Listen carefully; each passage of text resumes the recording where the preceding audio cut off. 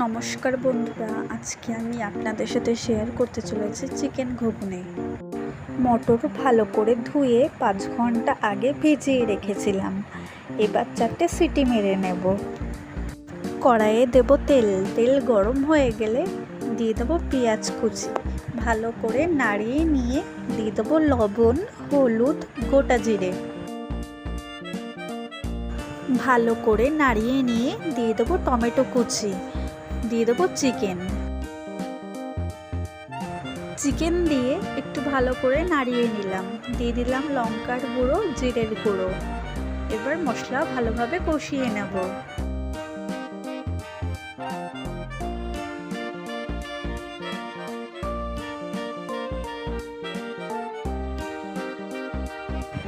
অল্প দিয়ে দেবো চিনি, দিয়ে দেবো আলু।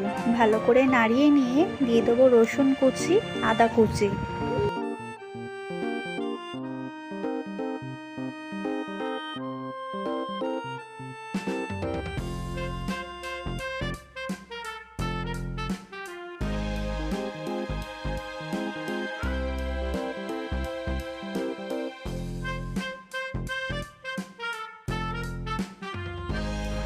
মশলার থেকে তেল ছেড়ে দিলে দিয়ে দেবো সিদ্ধ করা মটর।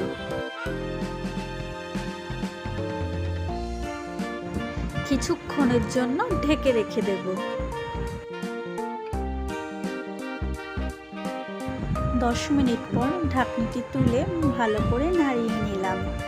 দিয়ে দিলাম গরম মশলার গুঁড়ো, দিয়ে গ্যাস অফ করে দিলাম। ভালো লাগলে আমার চ্যানেলটিকে like, comment, share and subscribe করে দেবেন।